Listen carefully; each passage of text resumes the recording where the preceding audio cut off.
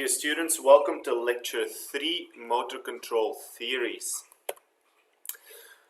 In this lecture, we're going to look at, obviously, what are some of the theories that can explain how we perform such a wide variety of motor skills.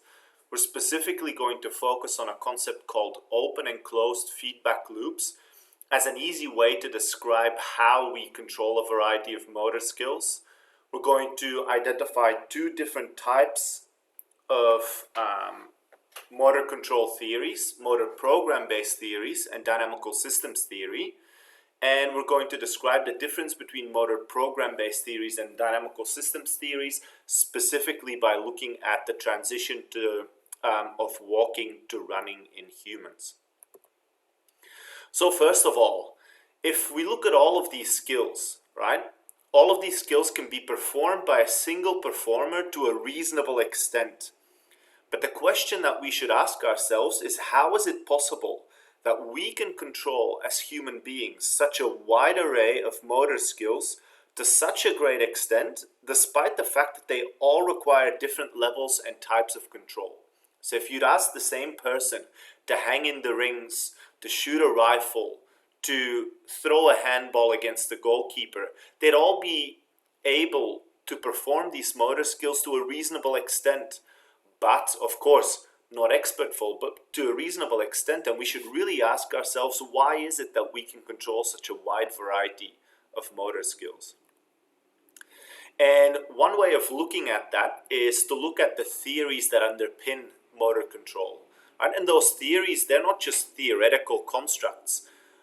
They're not just used to understand and explain, but they can also allow a practitioner to develop new interventions, to develop specific interventions for specific performance problems, or even to predict which intervention should be used. Right? So we're going to try and look both at the theoretical concept of what a motor control theory is, but also at how they can be applied practically. Before we start to talk about the specific motor control theories, we've got to describe some characteristics that are common in all motor control theories. For example, oftentimes we will talk about coordination. And coordination means the patterning of the head, the body, and our limb movements relative to the patterning of the environment. And one way of looking at that is, for example, if you'd imagine a drummer, in this case, who has one hand, and a drummer who has two hands, they're going to be executing the exact same motor skill, but they're going to be using different coordination patterns. The same is if we run on a flat surface or we run on a surface with a lot of tree roots, for example. We're going to be performing the same motor skill of running, but we'll use different coordination patterns to execute that skill. Another concept that we need to understand is called Bernstein's degrees of freedom problem. And you'll go into this in your lab in a bit more detail. But basically, what Bernstein's degrees of freedom problem refers to is to try and understand how it is possible that our central nervous system controls all the muscles and all the joints that are involved in controlling complex movements. Right? Because even if we look at the left picture, just pressing a bell, right, requires a huge amount of so-called degrees of freedom because it requires different muscles, it requires different body segments, etc. If we take a somewhat similar skill that is quite a little bit more complex, for example, using a gaming controller, then we can understand that that requires a lot more degrees of freedom. A lot more different muscles are involved that have to coordinate, and a lot more different body segments, different velocities, different movement angles, etc. So if you start looking at it as a degrees of freedom problem, even the simplest movements are actually quite complex for the central nervous system to try and control. If you look at whole body movements, right? In our body we have 792 muscles, 100 joints. Each joint has specific degrees of freedom, right? If it's just a flexion and extension, that's 1 degree of freedom. So if all joints were hinge joints like the elbow, we would have 100 degrees of freedom just in the positions of the joints. But we know that not all joints are hinge joints, right? And some joints can move in many more degrees of freedom than the elbow can. So if you want to control both the velocity and the position of each body segment, there are at least 200 degrees of freedom, right? Obviously, this is a very simplistic representation because the real degrees of freedom involved in controlling complex movement are vast. They are absolutely enormous. And we should question, or we should ask ourselves, how is it possible that we are able to control such a wide variety of motor skills, and that the central nervous system is able to organize the control of such a wide variety of motor skills? Because if you look at it in the degrees of freedom problem way, simple tasks like picking up your laptop from a table are suddenly very, very complex.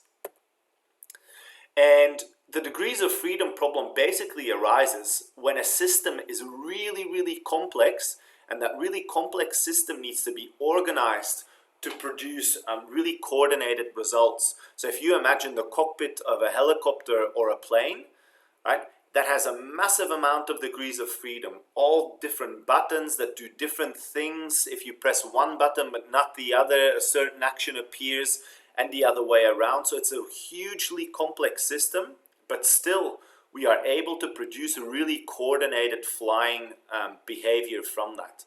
So the degrees of freedom problem arises each time when a complex system needs to be organized or coordinated.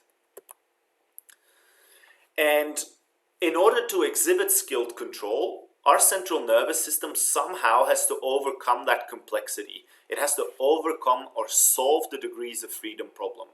And how does it do that? Well, first of all, it does it by creating something called functional linkages, right? Later on, we'll do Kelso's finger wagging experiment again. But basically what Kelso's finger wagging experiment is if you point your fingers towards each other, like in the first picture, right? And you slowly start moving them back and forth, so like windscreen wipers, away from each other, towards each other. And you gradually do that with increasing velocity, you'll start to feel that the coordination of those fingers starts to shift. So it moves from an in-phase coordination to an anti-phase coordination. And the reason why your body does that is because it prefers functional symmetry, right? It prefers, at certain movement velocities, it prefers in-phase coordination, and in certain movement velocities, it prefers anti-phase coordination.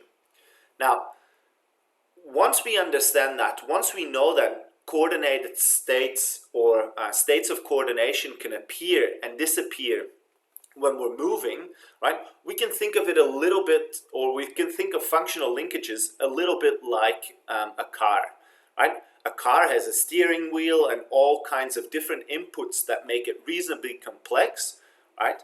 And if you could make a car as complex as you wanted, if you would have to control how each tire moves independently from another, it would become absolutely complex. So what happens is you form, or functional linkages between two wheels are formed, right? You've got the steering rack that controls two wheels at the same time, right? And because of that, you can control a wider degree or amount of degrees of freedom by having functional linkages. Now, just to show you how that works in the human body, what I'd like you to do is I'd like you to lift up your right foot, right, and move it by making circles that are in a clockwise direction. So in a clockwise direction. And at the same time, I'd like you to draw the number 6 with your right hand. What you would feel now is that that's very difficult for your body to do. Right? Your body is looking for functional symmetry. It's looking to make functional linkages. This coordination problem is so complex for your body that it chooses, right, to move both your foot and your hand in the same direction. So it forms a functional linkage to solve the degrees of freedom problem. And that functional linkage can also be seen in different ways. For example, if you imagine an expert kicking a ball, their movement is very fluid. right? Very smooth, all the different segments operate in an exactly coordinated fashion. But if a child who's far less experienced tries to kick a ball, all of a sudden we can see that they're holding their leg very rigid. They're functionally linking the bottom part and the top part of their leg to solve the degrees of freedom or to solve the complexity of this task. Another way in which we try to solve the degrees of freedom problem, or in which the central nervous system tries to solve the degrees of freedom problem, is by using open or closed loop control. So open loop control, what that is we talked about the initiation or movement initiation, right? We call that the movement control center here, the brain, right? The central nervous system in an open loop control system sends movement instructions to the movement effectors or the muscles, right? Those movement effectors might generate some sort of feedback, but that feedback is not used to adjust the movements in the first place. That's why it's called open loop control, right? There's only information going from the brain to the muscles, but not necessarily back from the muscles to the brain. Usually that happens in really fast ballistic movements, right? Something like bouncing a ball or even faster ballistic movements. Closed loop control is a system of control where the feedback is constantly compared against the standard of reference, right? So if we have the same thing, the movement control center or the brain is sending movement instructions to the movement effectors or the muscles, and they in turn generate feedback. That feedback is compared against a standard or a reference, and that is then used to carry out a movement as planned or adapt a movement as required. Right? So open loop control, feedback is generated by the movement effectors, but that feedback is not used to adapt the movement. Yeah, so that means that all movement instructions in open loop control are contained in the initial instructions. In closed loop control, we do use feedback. Right? That means the control center issues initial instructors that are just sufficient to initiate movement, and then after that the control center determines to either allow the movement to continue as initially instructed or correct any type of movement error. Right? So in closed loop control, feedback is used. In open loop control, no feedback is used. And it's interesting because in both of these control systems, closed loop control or open loop control, feedback is generated. It's just only used in closed loop control, but not used in open loop control. And obviously this should be clear to everyone. Closed loop control is going to be a whole lot slower than open loop control, because in closed loop control you have to match the initial instructions with feedback and with a reference frame that then has to be readjusted, right? While in open loop control that's not required.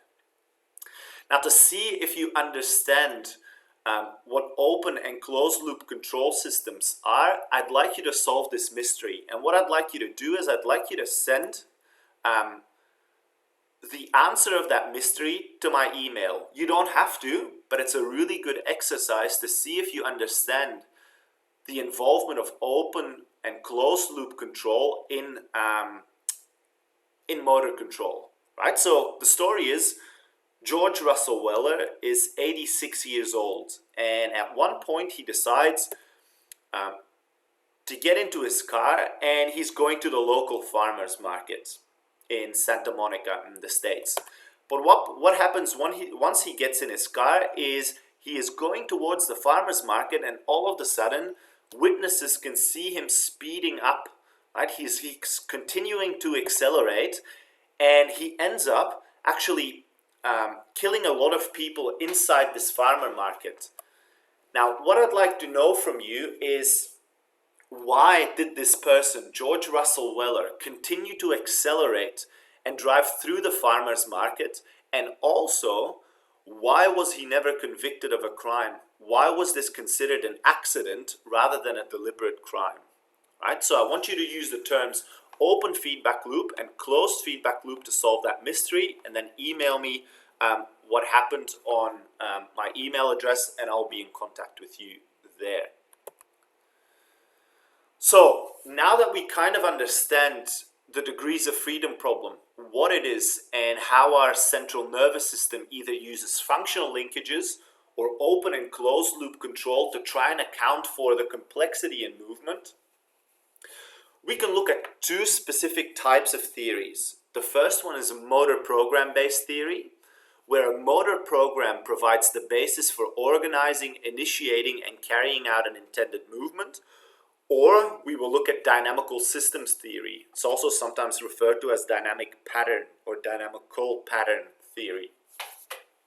And in dynamical systems theory, the environment and the dynamic interactions of the limb, the body, and the nervous system provide instructions for motor control. And we'll see all of these in more detail, and they'll become a lot clearer. So first of all, let's talk about motor program-based theory.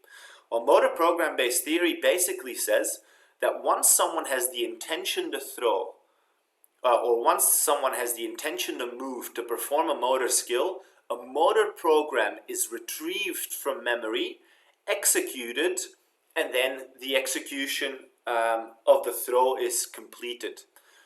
The reason why that's called a motor program-based theory is basically because of its analogy to computer systems, right? We can think of motor programs in a very simple way, just the same way as we would consider programs that are on the desktop of our computer. You locate where the program is, you double click it, it is executed, and once it's executed, there's not really much you can do about changing it anymore. Right? So one of the ways in which people say that we control motor skills is through this motor program. Right? We initiate and we execute a motor program that's somewhere stored in memory, and that allows us to perform a skill. But obviously, something should become really clear straight away. If we would have a separate motor program for every single skill and its variations that we perform on a daily basis, we would have a massive desktop, right? Our desktop would be just as cluttered as this one here, or even more, right? So Schmidt argued that one motor program that controls one action has a serious limitation, because it is impossible that in our storage capacity, right, storage capacity of human memory, it's impossible that we have a separate motor program that is associated with every single skill that we do. So Schmidt came up with Schmidt's generalized motor program. And what he said was that a general motor program controls a class of actions. So rather than having a separate motor program that is needed, or that we need to run from from memory in order to execute a specific skill, we have a motor program that needs to be run to control a class of actions. So any overarm movement, like you can see in the picture here, whether that's throwing a football, throwing a tennis ball, bowling a cricket ball, or hitting a shuttle in badminton, right? All of these are controlled by the same generalized motor program, is what Schmidt says. So a generalized motor program controls what's called a class of actions. And Schmidt said, how you know that a generalized motor program controls a class of actions is because all of those actions share invariant features. They share certain similarities. In the case of our overarm movements, all of these skills require similar overarm movements. Right? The overarm movement part is what's called an invariant feature. And Schmidt also said, well, if you have a motor program, a generalized motor program that controls a class of actions, the way in which you get a specific action in a specific situation is by applying what's called parameters. Right? So in Schmidt's generalized motor program, a person retrieves the appropriate generalized motor program for a class of actions from memory and then adds movement-specific parameters. Now, if we go back to our computer analogy, a generalized motor program would be where you have all the programs related to, let's say, related to gaming, right? You have all of them in a separate folder called gaming. In order to retrieve the right motor program, all you do is you double click the folder and then choose the specific game that you want to play. Similar here, if you want to perform a specific action in a specific situation, you retrieve the GMP from memory and then add the appropriate parameters as you go. And a good way to understand the difference between parameters and invariant features is to think about music, right? You can have a certain musical piece and it has a specific rhythm, right? And the rhythm is what's the invariant feature. The tempo, or how quickly you play that piece of music, is what's referred to as a parameter, right? So you can have one single piece of music, let's say the Australian anthem. You can play it fast or you can play it really slow. The rhythm is always going to be the same. The tempo, however, is what's different. So rhythm is a type of invariant feature and tempo is a type of parameter. For a generalized motor program, what's also an invariant feature is what's called the relative time. Yeah, so here you can see me writing my name with my hands or with my hand, by holding a pen with my feet, and by holding a pen with my teeth.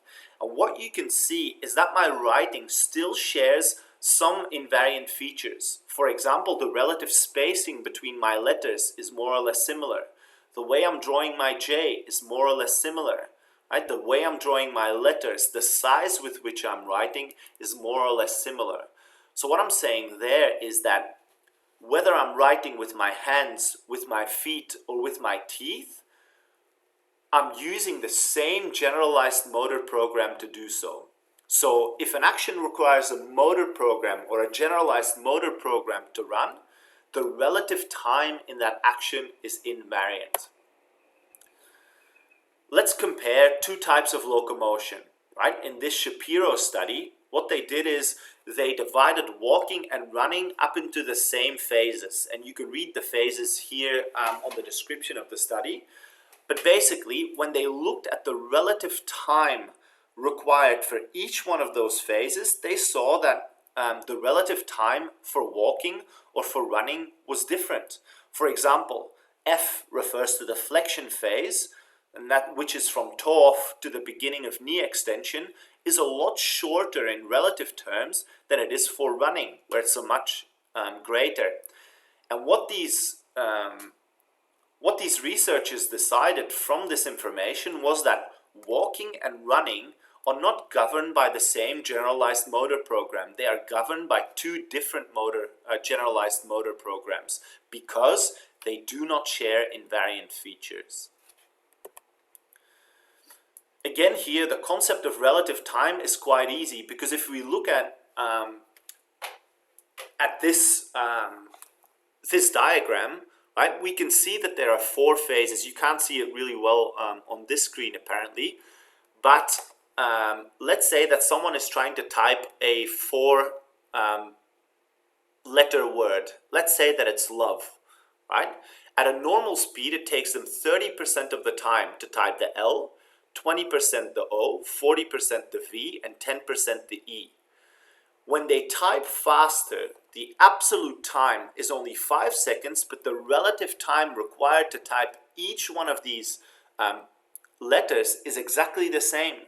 Same when they type it at a slow rate, right? And all of us have felt this before, because imagine the password that you're using most often, right? When you type your password or you type your username somewhere, whether you type it slow or fast, you're always typing it with a very similar rhythm, right? And what that means is, if a skill, regardless of the parameters that influence the skill, right? In this case, the speed of typing, if it shows invariant features, in this case, the relative time, right? If it demonstrates invariant features, it's governed by the same generalized motor program. So here we can say, whether you are typing at a normal speed, a faster speed, or a slower speed, love or typing love is controlled by one generalized motor program. A cool way to understand this is by using Schmidt's schema theory, which is a specific example of a generalized motor program theory. And a schema is a psychological construct. Right? When we talk about schemas, we mean a schema is a rule or a set of rules that can be observed and can serve to provide the basis for an intention to act. Right? In psychology, obviously, they don't often talk about actions, but a good way to think of a schema is, imagine you're looking at the dog on the left, right? A child who's got a German Shepherd at home, regardless of which other dog they see out on the street that they've never seen before, they know that it's a dog because there are a certain set of rules that we understand that are related to dogs, right? They have ears, they have 4 legs, they have a waggy tail, they often walk on a lead with humans, etc. So even if we've never seen any of these other dogs before, the fact that we've seen one dog before and we've derived some sort of features of dogs from that dog means that we can recognize other dogs quite easily. And we can apply Schmidt's schema theory to motor skills, of course, right? Because it's a formalized theory of how a GMP operates to control coordinated movement. Interesting is, when you look at this door, right, no one knows whether to push or pull it. Your motor action, right, the action you're going to use first, let's say you're pulling on the right handle, is going to be governed by how many doors you've opened that are similar like that before, and whether or not they could be opened by pulling on the right hand side, the left hand side, pushing on the right hand side, or pushing on the left hand side. So immediately when you see this door, because of the schema associated with it, the rules that are usually embedded in opening doors like that, the first action you will try to do is to pull specifically on the right hand side.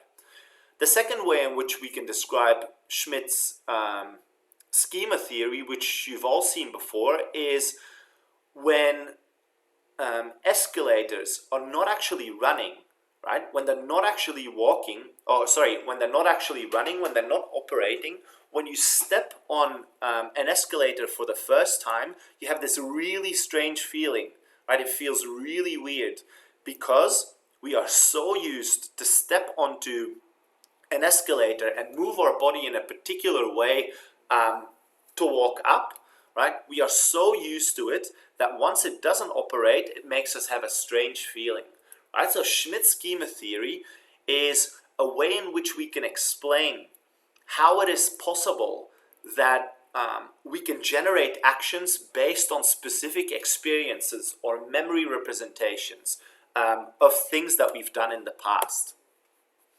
And of course, before we move on, really interesting in this case is Schmidt's schema theory also explains why we're able to perform motor skills that we've never done before, right? Because you might have experience in a certain motor skill, right? And if you have to adapt that motor skill,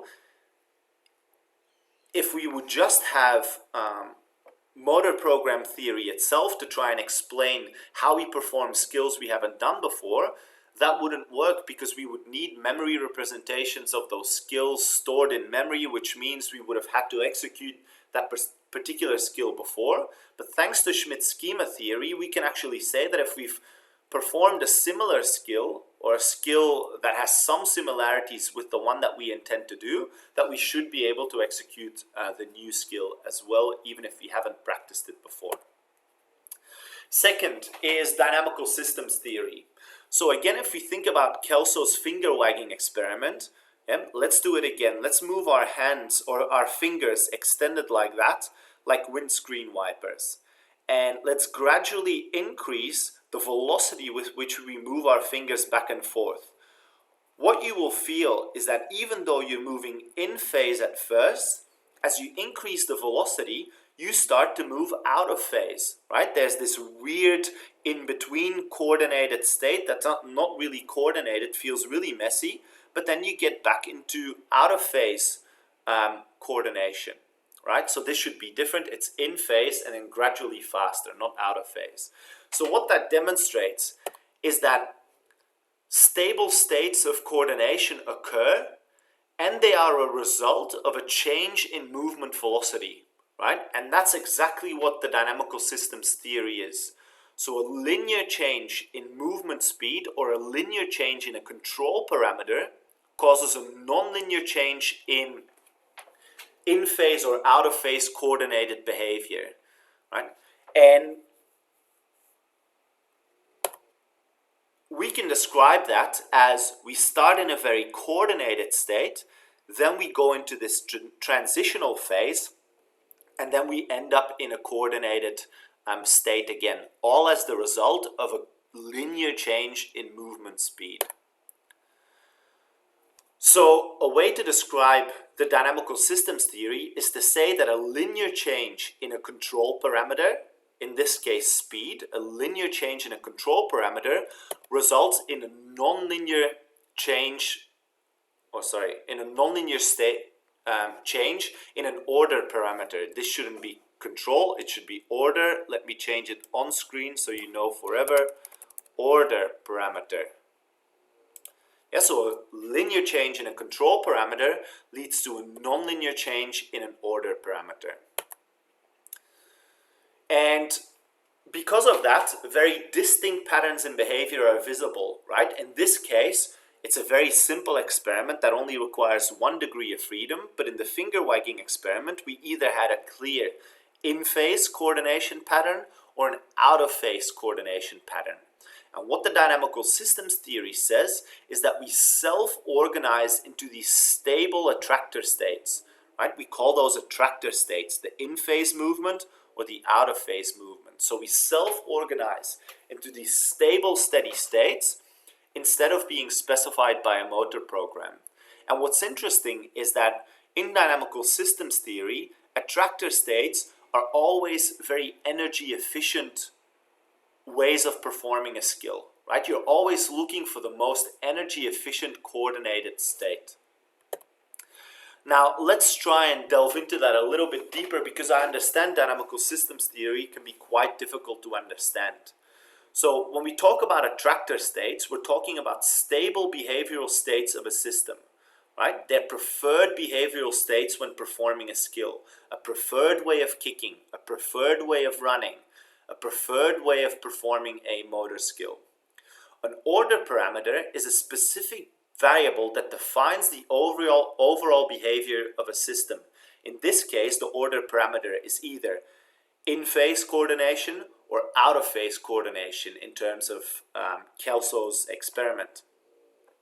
And a control parameter is a coordinated movement control variable that freely changes according to the characteristics of an action. And a control parameter allows you to shift the system's behavior from one coordinated pattern into another. And they are things like movement velocity, or maybe the amount of pressure a defender is under, etc. So they can be anything that changes the order characteristics or the system's behavior. So of course, when we think about attractor states, we often think about preferred technique, right? And a good way of looking at attractor states or what they are is to look at a general population. If we would have everyone running next to each other, we would see huge varieties in preferred movement techniques for running. And what we are arguing in the dynamical systems theory is that our body controls running not through a motor program, but by allowing the body to self-organize in a coordinated pattern that is the most efficient for that particular person. And dynamical systems theory is actually pretty powerful because we can see its results even in extreme experts, right? If you compare the running technique of the 8 finalists at the Olympic Games in the 100-meter sprint, it's very clear to see that all of these have clear differences in their preferred technique, right? And that shows that their body is self-organizing into attractor states that are most beneficial, most energy efficient to them specifically. I suggest that you look at the technique comparison of the two speed skaters and the technique comparison of the long jump run-ups in these videos. Of course, this is also used in sport, right? When I work with team sports, what we usually work on is to try and establish really stable, coordinated behavior in sporting teams, right? And in this case, we might measure how quickly a team transitions from stable performance through adaptation to another stable performance, right? And that can be in team sports. For those of you who know, it might be going from a defensive formation or from defensive coordinated behavior into offensive coordinated behavior after you've won the ball, and then when you've lost the ball, you go back into defensive coordinated behavior. And what we ultimately want in team sports is we want to limit the amount of time that it takes for a system to adapt, right? So in this case, if we want to go from defensive behavior to attacking behavior back to defensive behavior, which are all attractor states for a particular team, they are stable states of coordination. We want to limit the amount of time that our team is vulnerable to opposition attacks because they are unorganized. Right, so we want to limit the time spent in that adaptive phase because it's prone to errors and opposition teams can take advantage of those errors. So dynamical systems theory is not just something you can apply to walking or running or finger wagging, but it's also something, if you think about it a lot more, once you understand what the control parameter is and once you understand what the different states of coordination are that can be exhibited by athletes or teams, you can also use it in much more complex scenarios. So this is something we often do with team sports. And if you're interested, it's probably worthwhile asking Reese about his PhD because it specifically uses some of these concepts.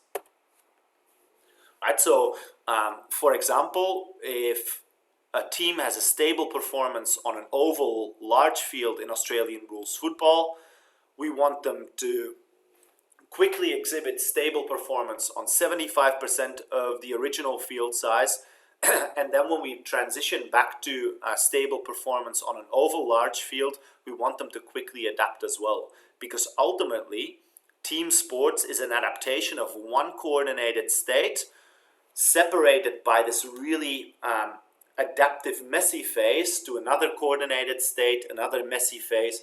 And the more we can limit those messy phases and the quicker we can exhibit coordinated behavior, obviously the better. Then finally, let's take a look at the walk to run transition. The walk to run transition is the most commonly used exemplar of how the two motor controls theories can be used to explain how we exhibit coordinated behavior. And what the walk to run transition basically is someone starts walking at a certain locomotive velocity and gradually increases their velocity until they start running, right? And many researchers have looked at this, where they gradually increase the velocity of a treadmill, for example, or they ask participants to transition by themselves from walking to running. And there are two main explanations, and we can use both theories.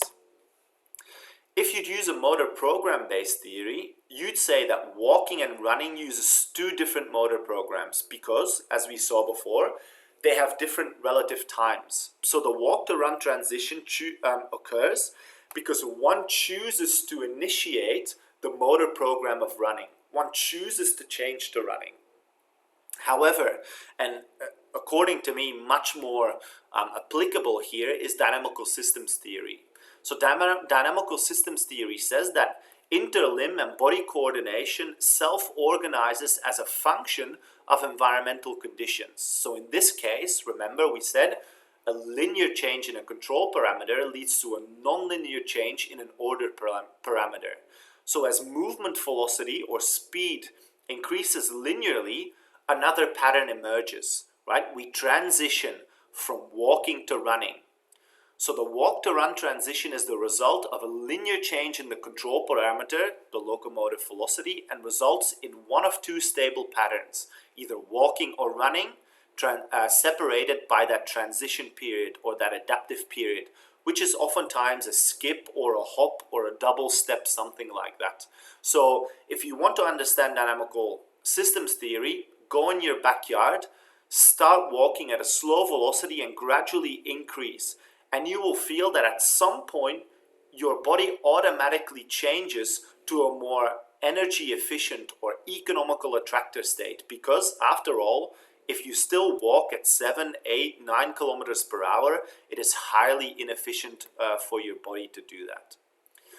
So, in summary, what did we look at? So we looked at motor program-based theories, which are based on the central nervous system providing information for movement initiation. And they've got a lot of things in common with that open loop type control system that we said the central nervous system uses to solve the degrees of freedom problem. Or we looked at dynamical pattern or dynamical systems theory, which is more environmentally oriented and says that as a control parameter changes linearly, a nonlinear change in coordinated behavior can be observed. You'll obviously see a lot more of this in your lab books and lab times. And the one thing I should note is that even though dynamical systems theory or dynamical patterns theory appears to be more complicated to understand, I really urge you to read up on one or two things in your textbook just to make sure you understand this, because nowadays people are learning to understand that dynamical patterns theory is probably the more prevalent theory to explain really complex behavior in humans. So in summary, we looked at the differences between open loop and closed loop control. We looked at the degrees of freedom problem, and we looked at some basic concepts that are usually related to motor control theories. We looked at two characteristics that can be used to explain the variability in the outcome of a generalized motor program. And we looked at how we can use the dynamical systems theory to explain coordinated behavior. Now, if you want to test your knowledge on these topics, these particular questions, so what is the difference between open loop and closed loop control? What are two characteristics used to explain variability in the outcome of a generalized motor program? And can you use the dynamical systems theory to explain how coordinated behavior comes about? Are probably good questions to ask yourself. Hopefully this was useful. Don't forget to submit your questions before Monday at noon, and then we'll go over them on Tuesday.